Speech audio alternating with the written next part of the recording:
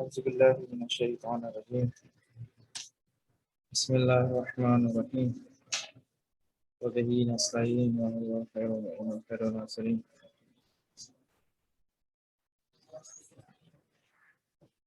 اسی معصوم سے حدیث ہے کہ خداوند متعال نے رزق کی دو قسمیں کی ہیں۔ ایک وہ رزق کہ جو تمہیں ہر صورت میں مل کر رہنا ہے، ملے گا، اور دوسرا رزق وہ کہ جس کی تلاش میں تمہیں جانا ہوگا۔ انہی دو طرح کے رزق ہو گئے، ایک رزق کہ جو تمہیں ہر صورت میں مل کر رہے گا، اور دوسرا وہ رزق کہ جس کی تلاش میں تمہیں جانا پڑے گا۔ دو طرح کی جو ہے وہ رزق و دانے جو ہے ہمیں حدیث اہل بیت میں ملتے ہیں۔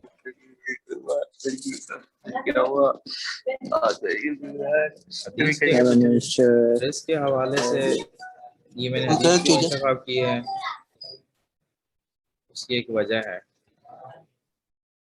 اس کی وجہ یہ ہے کہ اکثر ہم معاشرے میں یہ دیکھتے ہیں کہ بہت سارے لوگ ہیں کہ جب ان کو کہا جاتا ہے کہ نماز کی طرف آئیں اور روزہ رکھیں، نماز پڑھیں، یا اسی طریقے سے دوسرے دینی کام جب کہتے ہیں، مجلسوں میں شرکت کریں اور حرام نہ کھائیں، حلال کھائیں، تو آگے سے یہی بات کہتے ہیں کہ مولانا صاحب ہمیں اصل میں کمانے سے فرصت نہیں کہ ہم مسجد جائیں، نماز پڑھیں یا روزہ رکھیں، قرآن کی تلاوت کریں یا کچھ بھی، کوئی بھی ایکٹیویٹیز جو اسلام سے مربوط ہو، ایسا نہیں کر سکتے، کیونکہ سارا دن جاب پہ رہتے ہیں، پھر آتے ہیں تھکے ہوئے گھر میں، پھر آرام کرتے ہیں، تو ہمارے پاس ٹائم نہیں ہے۔ تو انسان رزق کی تلاش میں، رزق کے پیچھے ایسا تو چلا جاتا ہے کہ انسان اصلا نہیں دیکھتا کہ اس کو خدا کے لیے بھی ٹائم نکالنا ہے، جو اس کا خالق ہے، اس کی عبادت کرنی ہے ضروری، وہ ان چیزوں کو اہمیت نہیں دیتے۔ کس وجہ سے؟ فقط رزق کی وجہ سے، رزق کے پیچھے بھاگ دوڑ لگی ہوئی ہے۔ مجلس میں کہو تو وہ کہتے ہیں جاب کا ٹائم ہے، کوئی اچھے کام کے لیے کہو تو فلاں مثلا نہیں ہے۔ تو یہ کیوں ہوتا ہے؟ اس کو ہمیں سمجھنا چاہیے، اس کو کیسے حل کرنا چاہیے۔ خود حدیث جو ہے اس کا حل بتاتی ہے، وہ یہ کہ کچھ رزق تو آپ کو ملنا ہے، جو ہے وہ خدا نے آپ کے نصیب میں، حصے میں لکھ دیا ہے، اور ایک رزق وہ ہے جو آپ کو تلاش کرنا ہے۔ تو رزق کے پیچھے اتنا انسان پریشان نہ ہو۔ جس خداوند متعال نے ہم انسانوں کو خلق کیا ہے، اس نے ہمارے رزق کا بھی بندوبست کیا ہے، نہ فقط انسانوں کا، یہاں تک کہ جو دوسری چیزیں ہیں، جاندار، کیڑے مکوڑے، پرندے، جانور جتنے بھی ہیں، خدا نے ان کے رزق کا بھی بندوبست کیا ہوا ہے۔ اصل ہو نہیں سکتا کہ خدا حکیم ہو، قادر مطلق ہو، ہر چیز کا علم رکھنے والا ہو، اور وہ انسان کو یا کسی دوسری مخلوق کو اس کے رزق کے بغیر چھوڑ دے۔ خدا نے رزق ہر کسی کے حصے میں رکھا ہوا ہے، بس یہ انسان ہے کہ انسان اپنی زندگی میں ایسے کام انجام دیتا ہے جس کی وجہ سے بے برکتی ہوتی ہے، اس کی زندگی میں برکت نہیں آتی، اور اس کے رزق میں جو ہے وہ اضافہ نہیں ہوتا۔ جیسے کہا جاتا ہے کہ رزق کے جو تقسیم ہونے کا جو وقت ہے وہ ہے انسان کے صبح کا وقت، اور اکثر اوقات دیکھیں شہروں کی زندگی میں کیا ہوتا ہے کہ معمولاً ہم اصلا صبح کی نماز بھی نہیں پڑھتے اور دیر دیر تک کیا ہوتے ہیں، سوتے رہتے ہیں۔ تو پھر یہی وجہ ہے کہ انسان رزق سے محروم ہو جاتے ہیں۔ اب پھر کوئی یہاں کہ یہ نہیں کہے کہ اب چونکہ ہم نے دیکھا ہے کہ بہت سارے امیر لوگ ہیں وہ دیر تک سوتے رہتے ہیں، تو پھر بھی ان کو جو ہے بہت زیادہ پیسہ ہے۔ لیکن پیسہ ہونا رزق نہیں شمار ہوتا، یہ اصلاً ہماری غلط فہمی ہے کہ ہم نے جو ہے وہ گاڑی، بنگلے اور پیسے کو جو ہے وہ کیا بنا لیا، رزق بنا لیا ہے۔ رزق کا مطلب یہ ہے کہ انسان، رزق اس کو کہتے ہیں کہ جو انسان کی مادی اور معنوی ضرورتوں کو پورا کرے۔ اس لیے مثلا ہم کہتے ہیں کہ یہ جو کھانا پینا ہے یہ بھی انسان کی جسم کی ضرورت ہے، اور اسی طریقے سے روح کی بھی ایک ضرورت ہے، وہ علم ہے، تقویٰ ہے، سخاوت ہے، جتنی بھی اخلاقی صفتیں ہیں، یہ کیا ہیں؟ یہ روح کی غذائیں ہیں، روح کے رزق ہیں۔ تو خدا صبح کے ٹائم یہ دونوں طرح کے رزق دیتا ہے، مادی رزق بھی بانٹتا ہے اور روحانی رزق بھی بانٹتا ہے۔ تو جو شخص بیدار رہتا ہے صبح کے ٹائم تو اس کو یہ چیزیں جو ہے وہ نصیب ہوتی ہیں اور ملتی ہیں۔ ایک شخص تھا تاجر، تہران کے اندر رہتا تھا، اس شخص کی کمپنی تھی، اب وہ چاہ رہا تھا کہ کچھ زمینیں خریدے اور زمینوں پہ بھی جو ہے وہ پیسہ لگائے اور کاشتکاری کرے اور زراعت کرے، زمین میں کچھ جو ہے اگائے اور اس کے ذریعے سے بھی اپنا جو ہے وہ آگے بڑھائے سلسلہ تجارت کا۔ تو یہ ایک گاؤں میں جاتا ہے اور ایک گاؤں میں جا کر جو ہے وہ زمین دیکھنے کے لیے، خریدنے کے لیے، تو وہاں کچھ لوگ ملتے ہیں جن سے پھر وہ بات کرتا ہے کہ بھئی زمین یہاں کیسے ہے، کیا ہے، ریٹ ہے۔ تو اسی وقت کھانے کا ٹائم ہوتا ہے اور کھانا لایا جاتا ہے اور کھانے پر ہی بیٹھتے ہیں کھانا کھانے کے لیے۔ تو یہ شخص دیکھتا ہے کہ ساتھ میں زمین پر پڑی ہوئی گندم کا ڈھیر ہے، وہاں پر ایک شہد کی مکھی آتی ہے اور گندم کا ایک دانہ اٹھاتی ہے اور چلی جاتی ہے۔ یہ پریشان ہوا دیکھ کر کہ ایک تو شہد کی مکھی، بھئی شہد کا مکھی کا کیا کام گندم سے، اور پھر یہ اٹھا کے جو ہے کہیں لے جا رہی ہے، کہاں لے جا رہی ہے، یہ دیکھتا ہے کہ بار بار ایسا ہو رہا ہے، ایک مرتبہ آئی، دوسری مرتبہ آئی، تیسری مرتبہ آئی، کئی مرتبہ اس نے شہد کی مکھی کو ایسا کرتے ہوئے دیکھا تو اس کی حیرت بڑھ گئی، تعجب بڑھ گیا۔ تو اس نے اب کیا کیا، کہتے ہیں کہ اس کو دیکھوں تو یہ جاتی کہاں ہے شہد کی مکھی، اس گندم کے دانے کو لے کر کہاں جا رہی ہے۔ تو اس نے پیچھا کیا اس شہد کی مکھی کا اور دلا کر ایک ایسی جگہ پہنچا کہ جہاں ایک چھوٹی سی پہاڑی تھی اور اس پہاڑی کے اندر ایک سوراخ تھا، اور اس سوراخ کے اندر چڑیا کے بچے تھے۔ تو یہ شہد کی مکھی کیا کرتی ہے، اس چڑیا کے بچے کو منہ میں جا کے یہ گندم کا دانہ ڈالتی ہے۔ تو آپ اس سے اندازہ لگائیں کہ خدا کی کتنی عظمت ہے کہ وہ کہاں سے کہاں اور کس کے ذریعے رزق پہنچا رہا ہے، سمجھ رہے ہیں؟ ایک شہد کی مکھی جس کا کوئی تعلق نہیں ہے، وہ پھولوں کے اوپر بیٹھتی ہے اور وہاں سے اپنا ایک رس لیتی ہے اور شہد بناتی ہے، اس کا کیا تعلق گندم سے، لیکن خدا نے اس کو ہدایت دی، خدا نے اس کو حکم دیا اور وہ خود کیا کرتی ہے، پھر اس دانے کو اٹھا کے، گندم کے دانے کو اٹھا کر جا کے اس چڑیا کے بچے کے منہ میں ڈال دیتی ہے۔ دیکھیں تو یہ ہے انسان اگر ان چیزوں کو سمجھے کہ خدا ہی رزق دینے والا ہے، خدا کی ذات ہی رزق دینے والی ہے، تو انسان کبھی پریشان نہیں ہوگا ان چیزوں میں۔ جیسے کل ہی واقعہ پڑھ رہا تھا فیس بک کے اوپر کہ شخص کسی جگہ کام کرتا ہے، ملازم ہوتا ہے کسی کا، تو صاحب جو ہے اس کی جو ہے وہ تقریباً 50,000 جو ہے تنخواہ بڑھا دیتا ہے فرض کریں، تو اب وہ کچھ نہیں کہتا، وہ اپنی اسی وفاداری پر باقی رہتا ہے، شکریہ وغیرہ بھی نہیں کرتا۔ یہ اس کا صاحب جو ہے وہ سوچنے لگتا ہے، اس کا مالک یار کیسا انسان ہے، میں نے اس کی تنخواہ بڑھا دی ہے اور اس نے کوئی شکریہ کوئی چیز نہیں کہی، پھر دوسرے دن اس کی جو ہے اتنی تنخواہ جو ہے گھٹا دیتا ہے، کم کر دیتا ہے، پھر بھی یہ کوئی پریشان نہیں ہوتا، کوئی سوال نہیں کرتا۔ تو بالآخر اس کا جو مالک تھا، اس کا جو صاحب تھا، پریشان ہو کر باس پوچھنے لگتا ہے کہ آخر کیا وجہ ہے، پہلے میں نے تمہاری تنخواہ بڑھائی اور اتنے پیسے بڑھائے تب بھی تم نے کوئی شکریہ نہیں کیا، اور ابھی تمہاری گھٹا دی پھر بھی تم کوئی سوال کوئی اعتراض نہیں کر رہے ہیں۔ تو اس نے کہا کہ دیکھیے کہ یہ تو شاید آپ سمجھ کے بیٹھے ہیں کہ رزق دینے والے آپ ہیں، جبکہ میرا عقیدہ ہے رزق دینے کی جو ذات ہے وہ خدا کی ذات ہے۔ جب آپ نے مجھے تنخواہ بڑھائے دی تھی تو اس ٹائم میرے گھر میں ایک تازہ بچہ جو ہے اس کی جو ہے ولادت ہوئی تھی، تو میں سمجھا کہ خدا نے اس نئے مولود، اس نئے بچے کے حصے میں جو رزق تھا وہ خدا نے مجھے دے دیا ہے، اور پھر اس لیے پھر میں نے خدا کا شکر کیا نہ کہ آپ کا۔ پھر کچھ عرصے کے بعد آپ نے میری جو ہے وہ تنخواہ گھٹا دی، اور پھر اس وقت کیا ہوا کہ میری جو ہے وہ والدہ کا انتقال ہو گیا، تو میں سمجھا کہ میری والدہ جو ہے اپنا رزق ساتھ لے کے چلی گئی، تو اس لیے میں نے آپ پر کوئی اعتراض کے سوال نہیں کیا۔ تو حقیقت ایمان کا یہی تقاضا ہونا چاہیے، ایمان یہی ہونا چاہیے کہ خدا کو ہی انسان رازق سمجھے اور ہر چیز کا دینے والا وہی ہے۔ درود پڑھیے محمد آل محمد کی ذات پر، اللہم صلی علی محمد وآل محمد وعجل فرجہ۔ کوئی بتائے گا کہاں تک ہم پہنچے تھے مسائل میں؟ آواز سب کو آ رہی ہے میری؟ بتائیں کہاں تک پہنچے تھے ہم؟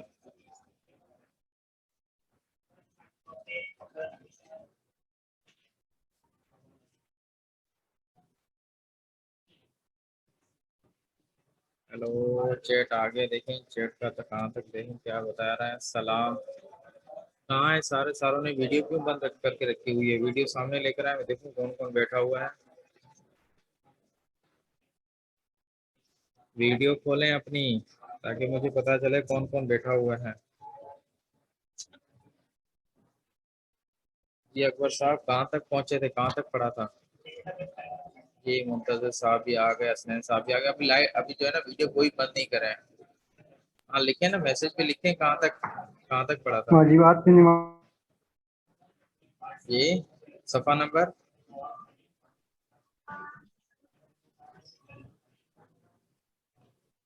محمد صاحب محمد جی کہاں تک ہم پہنچے تھے؟ یہاں پہنچے تھے سر. صفحہ بتائیں، پیج نمبر بتائیں. 91 سر. 91؟ کس نے کہا 91؟ جی نہیں 91 تک نہیں تھے، 93 تک تھے. 93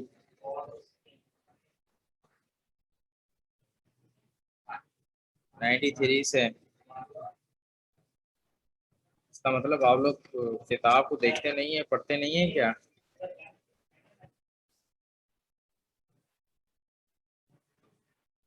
چلے ہم شروع کرتے ہیں، غور سے سنیے گا. اگر کہیں سوال ہو تو ضرور پوچھیے گا. میں آج جو ہے نا کیا نام ہے، اس پر واٹس ایپ پر جو 10ویں کلاس کا جو گروپ بنا ہوا ہے، آج اس کے اوپر میں تقریباً 5 سے 6 سوال بھیجوں گا.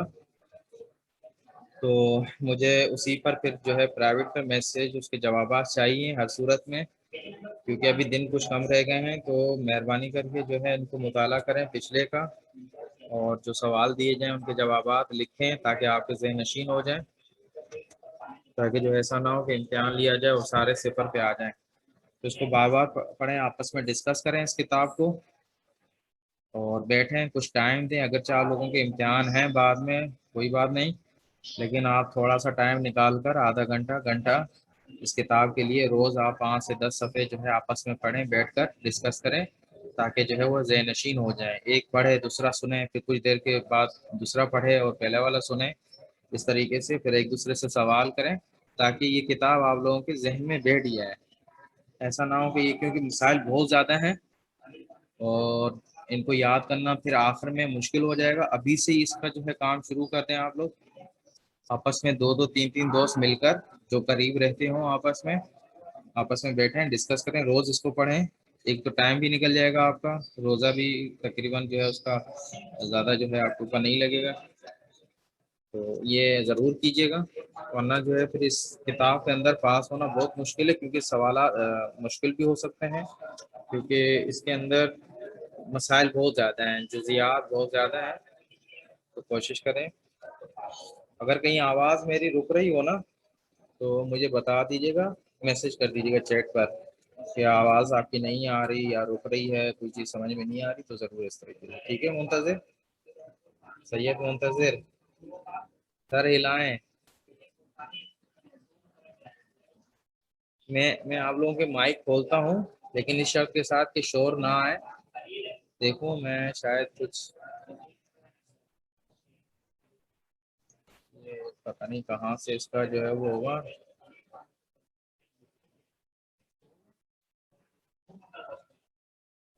مجھے یہاں سے دیکھوں شاید یہاں ہو. چلے مجھے یہاں سے نہیں پتہ چل رہا ابھی. ساتھ ہاں یہاں آ گئے. میں آپ لوگوں کی مائک جو ہے وہ کھول رہا ہوں، سب کو جو ہے وہ ان میوٹ کر رہا ہوں. ابھی ان میوٹ کہاں سے ہوگا؟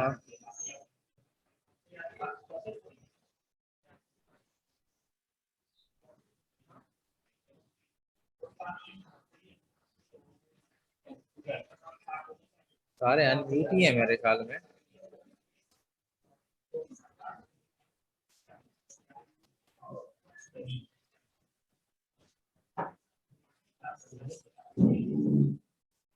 चले फिर अभी मुझे समझ में नहीं आ रहा इसको कैसे अनम्यूट किया जाएगा, लेकिन जो भी हो सवाल चेक करके या मुझे वो हाथ के जो निशान है वो दिखा के आप सवाल जो है उसको भी बताइएगा, मैं उसको भी अनम्यूट कर दूंगा ताकि सवाल वो करें। बाकी अपनी पता 6 हैं और बाकी कहाँ हैं? 1 2 3, 1 2 3 4 5, 5 दोस्त हैं, बाकी कहाँ हैं? कितने हो गए? 1 2 3 4 5 नहीं आए, गुम हो जाते हैं। चलें पढ़ते हैं, शुरू करते हैं, टाइम ताकि ज़्यादा ना लगे। आज की जो मसाइल हैं वो तकरीबन सजदे से ताल्लुक़ रखते हैं। सजदे से तो सबसे पहला जो मसला है वो ये है कि हालत नमाज में ऐसे टाइल्स पर हाथ रखने में कोई हरज नहीं है जिसमें छोटे छोटे सुराख हों। अभी नहीं पता कि ये मसला यहाँ क्यों जिक्र हुआ है कि क्योंकि इतना तो पेश भी नहीं आता कहीं हमें कोई टाइल्स ऐसी हो कि जहाँ सुराख सुराख हो। फिलहाल किसी ने पूछ लिया हो और इन्होंने भी जो है वो किताब के अंदर उसको लेकर आ गए हैं। कोई खास मसला नहीं है इसमें, कहते हैं कोई हरज नहीं है अगर कोई ऐसी टाइल्स हो जिसमें सुराख हो हल्के हल्के, तो वहाँ नमाज पढ़ने में या वहाँ सजदा करने में उस जगह कोई मुश्किल नहीं है। उसके बाद फिर कहते हैं कि अगर सजदा करते वक्त पाँव के अंगूठों के अलावा दूसरी उंगलियों को भी ज़मीन पर रखे तो कोई हरज नहीं है। ठीक है, अंगूठों के अलावा अगर आप दूसरी उंगलियां भी रखना चाहते हैं, रखते हैं तो कोई हरज नहीं है, इसमें रख सकते हैं। उसके बाद फिर कहते हैं कि अगर पेशानी को आमदन जानबूझकर या सहवन यानी भूले से जमीन पर ना रखे कोई पेशानी को, तो उसने सजदा नहीं किया, चाहे बाकी 6 औज यानी 6 जो हिस्से हैं दूसरे जिस्म के जो कल बयान किए थे 7 आज़ा थे, उनमें से फकत पेशानी नहीं रखता जानबूझकर या भूले से और 6 चीजें रख देता है। मसलन 6 चीजें कौन कौन सी? 2 हाथ रखता है जमीन पर, 2 घुटने भी रखता है, 2 अंगूठे भी रखता है जमीन पर, लेकिन पेशानी को जमीन नहीं रखता वो जानबूझकर जमीन पर रखे। और लेकिन अगर पेशानी को जमीन पर रखे और दूसरे मकामात को गलती से, अब उसका क्या हुक्म है कुछ जिक्र ही नहीं है। हाँ, यानी बस इतना इसमें पता चलता है कि अगर पेशानी को उसने आमदन या सहवन नहीं रखा तो गोया कि समझे सजदा शुमार नहीं होगा। कि दूसरे आज़ा हों लेकिन आपने पेशानी अपनी नहीं रखी जमीन पर तो समझे आपका सजदा शुमार काउंट नहीं होगा। लेकिन उसके बरक्स अगर किसी ने पेशानी रखी हो और दूसरे जो मकामात हैं गलती से जमीन पर ना रखे हों या गलती से जिक्र ना करे तो कहते हैं सजदा सही है। फर्ज करें एक शख्स है सजदे में चला गया, उसके दोनों हाथ ऊपर हैं या एक हाथ ऊपर है लेकिन गलती से जानबूझकर नहीं, तो फकत उसकी पेशानी लगी हुई है और कुछ हिस्से और हैं लेकिन कुछ हिस्से उसके ऊपर हैं, तो कहते हैं कि उसकी जो है वो क्या है, सजदा सही है और कोई उसमें मुश्किल नहीं है, कोई हरज नहीं है, सजदा उसका सही होगा। उसके बाद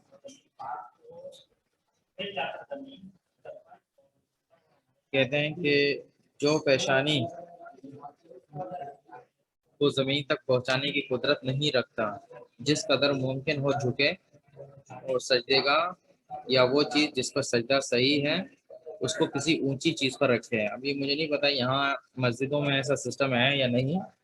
बाज़ बूढ़े हजरात हैं कि जो सजदे वगैरह में नहीं जा सकते, कुर्सी पर बैठ कर नमाज पढ़ते हैं, तो उनके लिए कहा देखा होगा कि उनकी कुर्सी ऐसी बनी हुई है कि उनके आगे भी एक फट्टी लगी हुई है, एक चीज़ बनी हुई है, उसके ऊपर वो क्या रखते हैं, सजदेगाह रखते हैं, तो वहीं सजदा कर लेते हैं ऊंचे रख के। तो ये भी कहते हैं सही है और उस पर इस तरह पेशानी रखे कि कहा जाए कि सजदा किया है। लेकिन अगर मुमकिन हो तो हाथों की हथेलियों, घुटनों और पाँव के अंगूठों को मामूल के मुताबिक जमीन पर रखें, और अगर कोई ऐसी चीज मौजूद ना हो जिस पर सजदेगाह को रख सके तो उसको हाथ में उठाकर उस पर पेशानी रखे। मतलब फर्ज करें कुछ चीजें नहीं है, मसलन कोई लकड़ी का एक नहीं बना हुआ जिसके ऊपर वो रख सके, तो बेहतर है कि हाथ में उठाकर फिर उस सजदेगाह पर सजदा करें। उसके बाद फिर कहते हैं कि अगर कोई ऊंची जगह पर भी सजदा नहीं कर सकता तो सजदे के बदले सर से इशारा करें, और अगर ये मुमकिन ना हो तो आँख का इशारा करें। देखिए 3 स्टेप बयान कर रहे हैं कि सजदा करना है हमें। अगर ज़मीन पे नहीं कर सकते तो ज़मीन से उठाकर सजदे का किसी ऊंची जगह पर रखकर सजदा करेंगे। मतलब फर्ज करें कि आप कुर्सी पे बैठे हुए हैं या व्हीलचेयर पे बैठे हुए हैं, चरपाई पर आप सजदा करें इसी तरीके से, या टेबल के ऊपर اگر وہ بھی ممکن نہیں ہے تو پھر کہتے ہیں کہ سر کے اشارے سے سجدہ کریں گے، اور اگر وہ بھی ممکن نہیں ہے تو پھر کہتے ہیں آنکھوں کے اشارے سے سجدہ کیا جائے گا۔ تو یہ اس طریقے سے انہوں نے جو ہے بیان کیا۔ اس کے بعد پھر کہتے ہیں کہ اگر کوئی شخص اپنی خاص جسمانی کیفیت کی وجہ سے اپنے ساتھ اعضاء کو زمین پر رکھنے کی قدرت نہیں رکھتا، فرض کریں کہ اس کا ایک پاؤں نہیں ہے، کٹا ہوا ہے بالکل، فرض کریں یہاں اس کے گھٹنوں کے اوپر سے ہی کٹا ہوا ہے، نہیں رکھ سکتا وہ ایک پاؤں مثلاً، یا اس کا جو ہے وہ ایک ہاتھ کٹا ہوا ہے، تو کہتے ہیں خاص جسمانی کیفیت کی وجہ سے اپنے ساتھ اعضاء کو زمین پر رکھنے کی قدرت نہیں رکھتا اور ویل چیئر استعمال کرتا ہے، فرض کریں مریض ہے، بالکل نہیں چل پھر سکتا، ویل پر بیٹھا، ویل چیئر پہ بیٹھا ہوا ہے، اگر اس کے لیے ممکن ہو کہ ویل چیئر کے دستے پر تکیے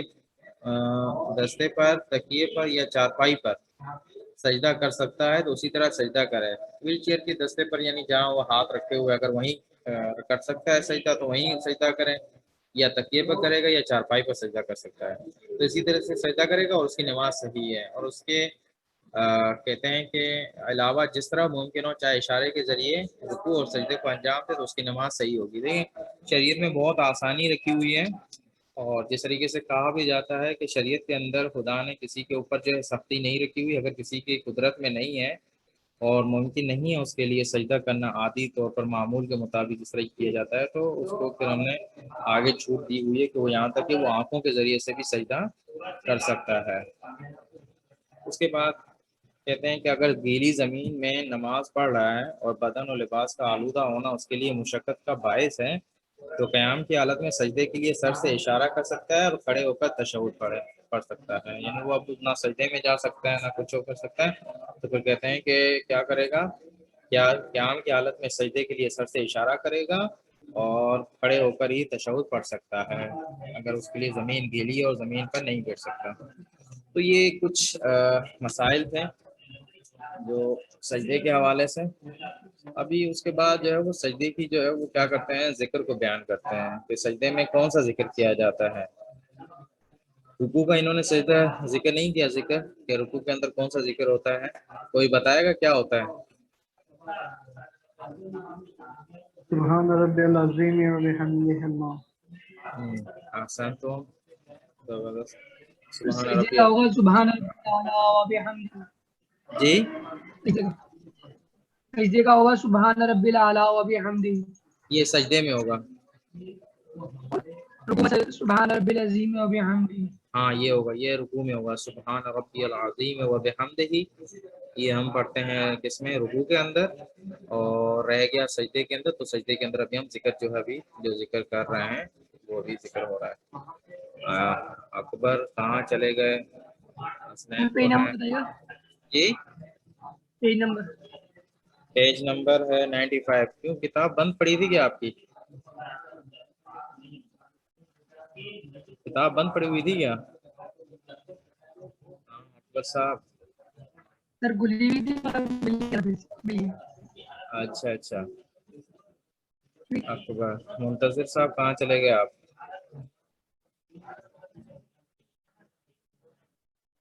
صحیح ہے، اس کا مطلب آج بہت کم ہے کیا؟ کتنے بچے ہیں؟ اچھا، 1 2 3 4، اکبر، اے نہیں پتا کون ہے یہ، 2 حسنین حیدر، 3 محمد، آئی فون 4 اور سید منتظر 5، اور تقریباً میں سمجھتا ہوں ہم کلاس کے اندر 9 بچے ہیں، 8 یا 9، پتہ نہیں بغایا کہاں ہیں، بعد میں کہتے ہیں کہ اٹینڈنس لگا لیں، دیر سے آتے ہیں۔ ذکر سجدے کو بیان کرتے ہیں کہ سجدے کا واجب ذکر ایک مرتبہ سبحان ربی العالی و بحمدہ کہنا یا 3 مرتبہ سبحان اللہ کہنا ہے، یعنی سبحان اللہ سبحان اللہ سبحان اللہ سبحان ربی العالی و بحمدہ، اور اگر اس کی جگہ دوسرے ذکر مثلاً الحمد للہ یا اللہ اکبر وغیرہ اسی مقدار میں کہے تو کافی ہے۔ مثلا اگر ہم سبحان ربی العالی و بحمدہ نہیں کہہ سکتے تو اس کی جگہ ہم الحمدللہ یا اللہ اکبر کہہ سکتے ہیں، یہ بھی کافی ہے۔ پھر اس کے بعد کچھ سجدے کے احکام بیان کر رہے ہیں، کہتے ہیں کہ جب آپ سجدہ کر رہے ہوں تو سجدے کی حالت میں آپ کا بدن جو ہے بالکل سکون کی حالت میں ہو، ساکن ہو، آپ کے بدن میں حرکت نہیں ہونی چاہیے، متحرک نہ ہو آپ کے بدن، بالکل جب آپ سجدے میں جا رہے ہیں بالکل ایسا محسوس ہو کہ آپ کے سکون کی حالت میں ہیں۔ ورنہ تو بعض لوگ ہوتے ہیں کہ اپنی انگلیاں ہلا رہے ہوتے ہیں، سر ہلا رہے ہوتے ہیں یا کچھ، تو ایسی چیزیں نہیں ہونی چاہیے۔ تو بیان کر رہے ہیں کہ سجدے کی حالت میں واجب ذکر پڑھتے وقت بدن کو سکون ایک کی سوال حالت، ہے، جی جیسے رکوع میں جیسے نماز جیسے رکوع میں ابھی گیا نہیں ہے مگر اس کو یاد آ جائے کہ کچھ رہ گیا ہے، کل رہ گیا، دوسری اور رکوع میں جا رہا ہوں، ہاں اگر وہ نہیں، واپسی پڑھ لے اپنا واپسی ہم نے تو غلط تو نہیں بات ہے۔ نہیں، ہم نے کل بیان کیا تھا کہ اگر قرات کے موقع پر کہ اگر رکوع میں نہیں گیا تو وہ دوبارہ اس سورے کو پڑھ سکتا ہے۔ یہ میرے خیال میں کس صفحے پر تھا، ظاہراً یہ پیچھے گزرا ہے کہ اگر کوئی بھول جاتا ہے قرات پڑھنا تو وہ کیا کرے گا، دوبارہ اس کو پڑھے گا اگر رکوع میں نہیں گیا تو۔ صحیح ہے نا، اسی طریقے سے نا سوال آپ کا بھی؟ منتظر صاحب، منتظر صاحب جی یہی کہہ رہے ہیں نا کہ رکوع میں نہیں گیا اور اس کو یاد آ گیا کہ میں نے فلاں سورہ یا ہم نہیں پڑھی، جی لیا میں نے آپ کی بات، سمجھ گئے نا؟ جی جی صحیح ہے، تو ابھی آگے بیان کر رہے ہیں کہ سجدے کی حالت میں واجب ذکر پڑھتے وقت بدن کو سکون کی حالت میں ہونا چاہیے، بلکہ اگر کسی ذکر کو سجدے میں مستحب کی نیت سے بھی پڑھ رہا ہے، یعنی کوئی واجب ذکر نہیں ہے لیکن ایک مستحب ذکر پڑھ رہا ہے سجدے کے اندر، سبحان ربی الاعلی و بحمدہ کی تکرار وغیرہ جیسے، تو تب بھی احتیاط واجب کی بنیاد پر بدن کو ساکن رکھنا چاہیے۔ تو بس قانون یہی ہے کہ ہمیں سجدے کے اندر بدن کو ساکن رکھنا ہے، اور اگر کوئی عمدن جسم کو ساکن نہ رکھے ذکر پڑھتے ہوئے اور اپنے بدن کو حرکت میں لے کر آئے تو کہتے ہیں کہ اس کی نماز باطل ہو جاتی ہے۔ یہ انہوں نے یہاں ذکر کیا، یہاں انہوں نے کچھ بہت گھما کر مسئلہ جو ہے وہ بیان کیا ہے، لیکن ہم کوشش کرتے ہیں اس کو سمجھنے، اس کو ہم کوشش، جی سجدے میں جاتے ہیں تو ایسے سجدے کا اوپر نیچے کرتے ہیں تو تھوڑا بدن تو ہلتا ہے ایسے۔ نہیں، یعنی کہنے کا مطلب سکون کی حالت میں ہو، یعنی آپ سجدہ کیسے نیچے اوپر کرتے ہیں سجدے کا، مجھے تو کبھی نہیں محسوس کیا۔ جیسے ہم نے ذکر کرتے ہوئے سجدے کے اندر ذکر ہوں، کرتے ہوئے سجدے کا پیچھے کی یعنی بدن ہلا تو نہیں، اگر تھوڑا سا ہے اور معمول کے مطابق ہے اور لوگ نہیں کہتے کہ وہ اپنے بدن کو ہلا رہا ہے اور ساتھ میں رکھا ہوا تو اس میں کوئی مشکل نہیں ہے، لیکن اگر زیادہ ہلائیں گے بدن کو تو اس سے جو ہے وہ باطل ہو جاتا ہے، سجدہ جو ہے وہ شمار نہیں ہوگا، نماز باطل ہو جائے گی۔ تھوڑا بہت جو ہوتا ہے وہ مسئلہ نہیں ہوتا اس کا۔ اچھا، یہ اس کو چھوڑ دیتے ہیں ہم، یہ جو انہوں نے الف اور بے دیا ہوا ہے یہ کچھ جو ہے تھوڑا انہوں نے ڈیفیکلٹ طریقے سے اس کو جو ہے وہ بیان کیا ہوا ہے، ٹھیک ہے نا۔ ابھی ہم آتے ہیں یہ جو انہوں نے نیچے پہ دیا ہوا ہے عنوان، ذکر کے وقت 7 اعضاء کا زمین پر ہونا، ٹھیک ہے، اسی پر دیکھیں صفحہ نمبر 95 پر نیچے، جو نیچے تقریباً فرض کریں کہ آخری 3-4 لائنیں چھوڑ کر اوپر حصہ، ذکر کے وقت 7 اعضاء کا زمین پر ہونا، کہتے ہیں جس وقت سجدے کا ذکر پڑھ رہا ہے کوئی شخص تو اگر کسی ایک عضو کو جان بوجھ کر زمین سے اٹھا لے تو اس کی نماز باطل ہو جائے گی، لیکن جس وقت ذکر کہنے میں مشغول نہیں ہے اگر پیشانی کے علاوہ دوسرے اعضاء کو زمین سے اٹھائے اور دوبارہ رکھے تو کوئی حرج نہیں ہے۔ مثلا ہم سجدے میں گئے، پیشانی رکھ دی ہم نے، اب کیا ہے ہم نے فرض کریں کہ غلطی سے کیا کیا ہے، دوسرے کسی بدن کے حصے کو اٹھا لیا، ہاتھ اٹھا لیا، کچھ اٹھا لیا، تو اس سے کوئی حرج نہیں ہے، ٹھیک ہے، لیکن اگر آپ جان بوجھ کر کرتے ہیں ایسا اور ذکر کر رہے ہیں ذکر کے دوران تو اس سے نماز باطل ہو جاتی ہے، لیکن ذکر کے علاوہ اگر ذکر نہیں کر رہے، فقط آپ کا سر پیشانی جو ہے زمین پہ رکھی ہوئی ہے، ابھی سجدے کا ذکر شروع نہیں کیا تو وہاں آپ سر تو نہیں اٹھا سکتے، پیشانی تو نہیں اٹھا سکتے، لیکن اگر کچھ اور جسم کا جو ہے وہ حصہ اٹھایا گیا ہے 7 اعضاء میں سے جو دوسرے حصے ہیں پیشانی کے علاوہ، تو کہتے ہیں کوئی حرج نہیں ہے۔ اس کے بعد پھر بیان کرتے ہیں کہ اگر سجدے کا ذکر ختم ہونے سے پہلے غلطی سے پیشانی کو زمین سے اٹھا لے، ہوتا ہے نا بعض اوقات ہم سجدہ ذکر پورا ہی نہیں ہو رہا ہوتا تو ہم نے جو ہے وہ سر اٹھا لیتے ہیں، تو وہ کیا کہتے ہیں کہ کہتے ہیں دوبارہ زمین پر نہیں رکھ سکتا، یعنی سجدے ذکر کرتے ہوئے سجدے کا اگر ختم نہیں ہونے سے پہلے، ختم ابھی نہیں ہوا ذکر، اور اپنا کوئی سر اٹھا لیتا ہے، پیشانی اٹھا لیتا ہے غلطی سے، تو اب وہ دوبارہ زمین پہ نہ رکھے اس کو، اور اسی کو ایک سجدہ شمار کرے بس، اب دوبارہ اس کو نہیں رکھے، اگر دوبارہ رکھے گا تو پھر نماز باطل ہو جائے گی، کیونکہ سجدہ جو ہے وہ زیادہ ہو جائے گا۔ لیکن اگر دوسرے مقامات کو غلطی سے اٹھا لے تو زمین پر رکھے اور پھر ذکر پڑھے، یعنی اگر مثلا فرض کریں کہ ہم نے ہاتھ اٹھا لیا ہے، ٹھیک ہے، غلطی سے ذکر کے درمیان، ذکر ختم ہونے سے پہلے، ٹھیک ہے، اگر ہم نے کوئی ہاتھ اٹھا لیا ہے تو کیا کرے گا، ہاتھ دوبارہ زمین پر رکھے گا اور پھر ذکر پڑھے گا۔ لیکن اگر آپ نے پیشانی اٹھا لی ہے ذکر ختم ہونے سے پہلے تو پھر دوبارہ نہیں رکھنی، اسی کو ایک سجدہ پھر کاؤنٹ کرنا ہے۔ اس کے بعد پھر تیسرا مسئلہ، اگر سجدے کے وقت پیشانی سجدے کے مقام پر لگے اور بے اختیار زمین سے اٹھ جائے، اٹھا لیں،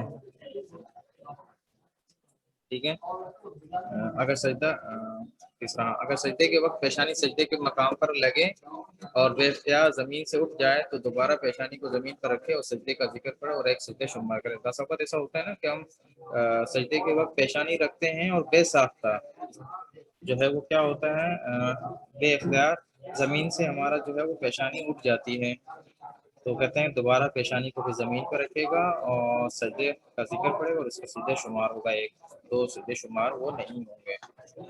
اس کے بعد پھر کہتے ہیں کہ سجدے کے درمیان سر اٹھانا، بیٹھنا اور ساکن ہونا، پہلے سجدے کا ذکر ختم ہونے کے بعد بیٹھنے تاکہ بدن ساکن ہو، پھر دوبارہ سجدہ میں جائے، یعنی یہ کام کرنے ہیں ہمیں، دو سجدے کے درمیان میں سر اٹھانا ہے، بیٹھنا ہے، ساکن رہنا ہے، پھر سجدے میں جانا ہے، یہ سارے کام انجام دینا ہے جو معمول ہم کرتے رہتے ہیں۔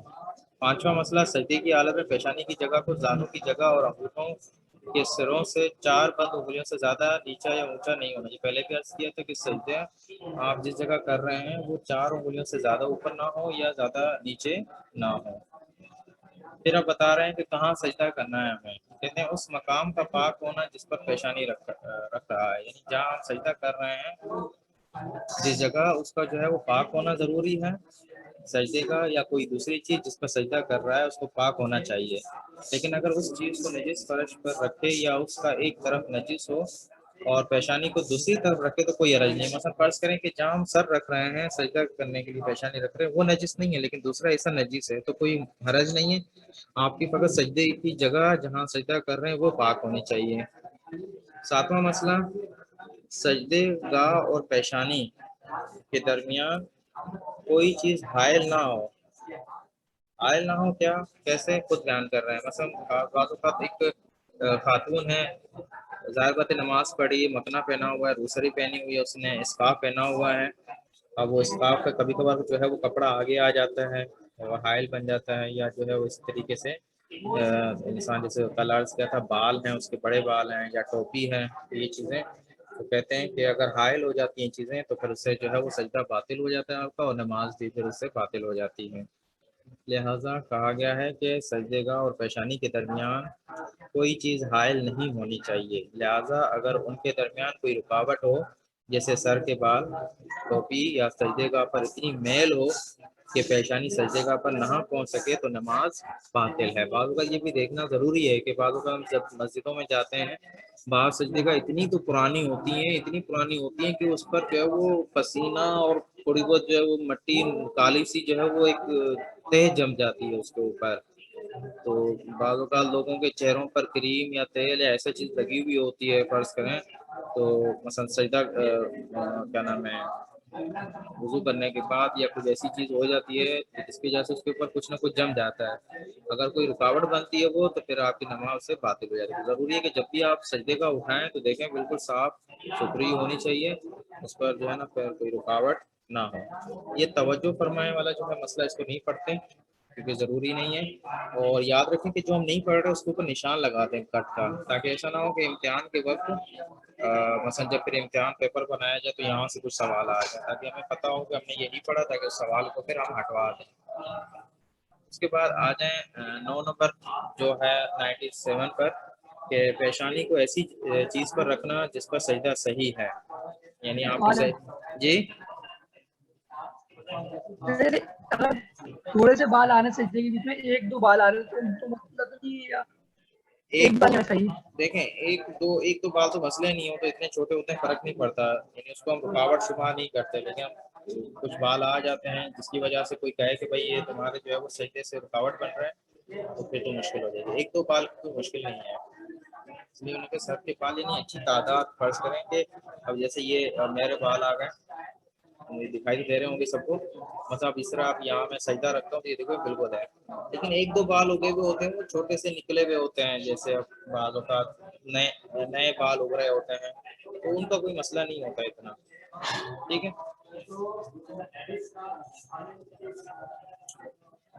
اس کے بعد پھر کہتے ہیں کہ پیشانی کو ایسی جگہ پر رکھنا جس پر سجدہ صحیح ہے. یعنی آپ ظاہر بات ہے سجدہ ان چیزوں پہ کریں گے جس پر سجدہ صحیح ہو، ہر جگہ پہ آپ کو سجدہ نہیں کرنا. انشاءاللہ وہ ابھی نیچے کچھ دیر کے بعد آئیں گے کہ جن چیزوں پہ سجدہ کرنا صحیح ہے. 10واں مسئلہ احتیاط واجب کی بنا پر، اب یہ بھی کوئی مسئلہ نہیں سمجھ میں آ رہا تھا اس کا کیا نتیجہ نکل رہا ہے، اس کو بھی کٹ مار دیں، کوئی وہ نہیں ہے، سمجھ میں نہیں آ رہا اس کا کیا ہے. بہرحال یہ یہاں تک، یہ 10واں نمبر نہیں پڑھا ہم نے، اس کو کٹ کا نشان لگا لیں سارے. اور اسی طریقے سے توجہ فرمائے والا بھی، اور پیچھے جو الف اور بے 95 کے اوپر جو ہم نے الف اور بے کو نہیں پڑھا اس کو بھی آپ جو ہے وہ کٹ لگا دیں پینسل سے یا پین سے، تاکہ جو ہے وہ پیپر آ جاتے ہیں ان چیزوں پر جس پر سجدہ کرنا صحیح ہے. دیکھیں یہ کہتے ہیں کہ ایک آپ کو ایک قاعدہ دے دیتے ہیں، قانون دے دیتے ہیں، اس قانون کو ہمیشہ ذہن میں بٹھا لیں، بہت کام آتا ہے یہ، تاکہ کہیں بھی اگر آپ کے پاس جو ہے وہ سجدے کا نہ ہو یا کوئی ایسی چیز نہ ہو جو آپ کو سمجھ میں نہیں آ رہی جس پر سجدہ صحیح ہے، تو یہ قانون آپ یاد رکھ لیں. چھوٹی چھوٹی چیزیں یاد رکھنے کی ضرورت نہیں ہے. قانون کیا ہے؟ کہتے ہیں کہ زمین اور جو کچھ چیزیں زمین سے اگیں، زمین پر سجدہ صحیح ہے، اور جو چیزیں زمین سے اگیں، اور جو چیز زمین سے اگ رہی ہے اس کی 3 شرطیں ہونی چاہیے: کھانے والی نہ ہو، پہننے والی نہ ہو، اور معدنیات میں سے نہ ہو. معدنیات میں سے کیسے؟ مطلب فرض کریں کہ ہیرا ہے، سونا نکلتا ہے، چاندی نکلتی ہیں، اس طریقے سے مثلا دوسری چیزیں جو پتھر، جو قیمتی پتھر معدنیات میں سے ہیں اس پر تو آگے جا کے کہیں گے حقیق وغیرہ یا دوسرے جو پتھر ہیں ان پر سجدہ صحیح ہے. لیکن یہ 3 شرطیں آپ یاد رکھیں کہ جو زمین اور زمین سے اگنی والی چیزیں جو ہو رہی ہیں زمین سے، اس میں یہ 3 شرطیں اگر ہیں، یعنی مثلا منفی صورت میں، تو ہم اس پر سجدہ کر سکتے ہیں. یعنی ایسی چیز اگ رہی ہے زمین سے جو کھائی بھی نہیں جا سکتی، پہنی بھی نہیں جا سکتی، مثلا فرض کریں روئی وغیرہ. اب روئی جو ہے وہ زمین سے جو ہے وہ اگتی ہے اور اس سے کپڑا بنایا جاتا ہے، ہم روئی کے اوپر نہیں سجدہ کر سکتے. کھانے والی چیزیں جیسے پتے ہیں، مثلا فرض کریں جیسے یہ کہیں گے ایک خاص پتے آگے جا کے بیان کریں گے، اس کو پتے بعض کا کھائے جاتے ہیں، جیسے پان کا پتا ہے کھایا جاتا ہے، تو اس پر ہم سجدہ نہیں کر سکتے. ایسی چیزیں، لیکن وہ چیزیں جو وہ پتے جو نہیں کھائے جاتے، جانور کھاتے ہیں، جانور کو معیار نہیں ہے، ہم نہیں انسان نہ کھاتے ہیں، جانور بھلے کھاتے ہیں. اسی طرح ہم کہتے ہیں گھاس گھوس پر بھی ہم سجدہ کر سکتے ہیں. تو آگے جا کے جو ہے بالکل آسان ہے، اس کو پڑھتے جاتے ہیں. ہاں یہ بیچ میں ٹائمنگ پوری ہو گئی تھی اس کی، ہم دوبارہ کنیکٹ ہوئے ہیں، چلا ہے ابھی کچھ وقت ہے. کارڈ نہیں کیا ہوگا نا اس کا، جی ہو جاتا ہے اس کی جو زوم کی تھی وہ اس کے پیسے پیڈ کیے ہوں گے نا انہوں نے. ہاں ٹائمنگ سیٹ کی ہوئی ہے تو اسی وجہ سے، کیونکہ میرے خیال میں 40 منٹ ہو گئے تھے، کیونکہ ہم نے 10 منٹ پہلے شروع کیا تھا، یعنی 6:50 پہ شروع کیا تھا، اس وجہ سے. ٹھیک ہے نہیں آگے سر، آگے اس کی 40 منٹ کی ہوتی ہے کلاس، جی 40 منٹ کی ہوتی ہے کلاس، سیٹ نہیں کی ہوتی ہے اس کی، ٹوٹل 40 منٹ ہوتے ہیں کلاس میں. ہاں ٹوٹل 40 منٹ ہوتے ہیں، لیکن ہم نے وہ پہلے حصہ جو ہے وہ حدیث کا رکھا ہوا ہے، اور پھر کچھ ایسی باتیں ہو جاتی ہیں، تو وہ جو ہمارا جو ٹارگیٹ ہے وہ پھر پورا نہیں ہو پاتا. مسئلہ نہیں ہے، آسان ویسے ہیں، آسان ہیں چیزیں، تو 5-10 منٹ صحیح آپ 5-10 منٹ آپ برداشت کریں مجھے. تو انشاءاللہ ختم کرتے ہیں. تو کہتے ہیں کہ وہ چیزیں کہ جو پہننے والی ہوں یا کھانے والی ہوں اور زمین سے اگتی ہوں ان پر سجدہ صحیح نہیں ہے، جیسے روئی ہے، گندم ہے وغیرہ. اور معدنی چیزوں پر بھی ہم جو ہے جو زمین شمار نہیں ہوتی، کیونکہ معدنیات وہ زمین شمار نہیں ہوتی، ان پر آپ سجدہ نہیں کر سکتے. جیسے شیشے کے اوپر یا فلز کے اوپر، لوہے وغیرہ کے اوپر آپ سجدہ نہیں کر سکتے. آپ نے کبھی سجدے کا لوہے والی دیکھی ہے کہیں؟ وہ کون ہے اس کا وہ کا چارجر تو آپ کے مائک کھلے ہوئے ہیں، کم دے یار وہ بند ہونے والا ہے. آواز نہ کریں، مائک کھلے ہوئے ہیں آپ کے، آواز نہ شور نہ کریں. Sorry Saqlain sorry sorry. Saqlain صاحب. اچھا، تو اس کے بعد پھر کہتے بھول ہیں. گیا تھا میں مائک بند کرنا. Sorry sorry. اچھا ٹھیک ہے. پھر اس کے بعد دوسرا مسئلہ ہے کہ سنگ مرمر پر اور دوسرے پتھر جو عمارت کی بناوٹ یا زینت کے لیے استعمال ہوتے ہیں، مثلا ٹائلز وغیرہ جو ہم استعمال کرتے ہیں ان پر سجدہ کرنا صحیح ہے. اور اسی طرح حقیق، فیروزہ اور موتی وغیرہ پر سجدہ کرنا صحیح ہے. اگرچہ احتیاط مستحب یہ ہے کہ ان پر سجدہ نہ کیا جائے. مثلا کس پر؟ حقیق، فیروزہ، موتی وغیرہ، ان پر مستحب یعنی سجدہ کر سکتے ہیں، لیکن احتیاط مستحب یہ ہے کہ اس پر نہ کیا جائے. تیسرا مسئلہ اس کے بعد کہتے ہیں سجدہ ان چیزوں پر صحیح ہے جو زمین سے اگتی ہیں اور صرف حیوان کی خوراک ہیں، جیسے گھاس پھوس. اب یہ دیکھیں ہم نے کیا کہا تھا کہ وہ چیز جو زمین سے اگے، نہ انسان کی خوراک ہو نہ انسان اس کو پہنے، اس پر ہم سجدہ نہیں کر سکتے ہیں.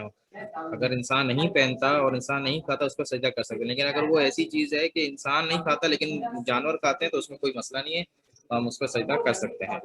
اچھا، چائے کے سبز پتوں پر سجدہ کرنا کیا ہے؟ کہتے ہیں کہ چائے کے سبز پتوں پر سجدہ کرنا احتیاط واجب کی بنا پر صحیح نہیں ہے، کیونکہ چائے کے سبز پتے کیا ہوتے ہیں؟ وہی چائے ہوتے ہیں، ان کو سکھایا جاتا ہے اور بس، اور چائے کے طور پہ استعمال ہوتی ہے، پی جاتی ہے، کھائی جاتی ہے، یعنی پینا حساب ہوتا ہے. تو یہ تو صحیح نہیں ہوگا. لیکن کاوے کے درخت کے پتوں پر سجدہ کرنا صحیح ہے. کاوا یعنی میرے خیال میں یہاں مراد کافی ہے. یہ جو کافی بنائی جاتی ہے، کافی کا بھی ایک درخت ہوتا ہے، اس کے کچھ پتے ہوتے ہیں.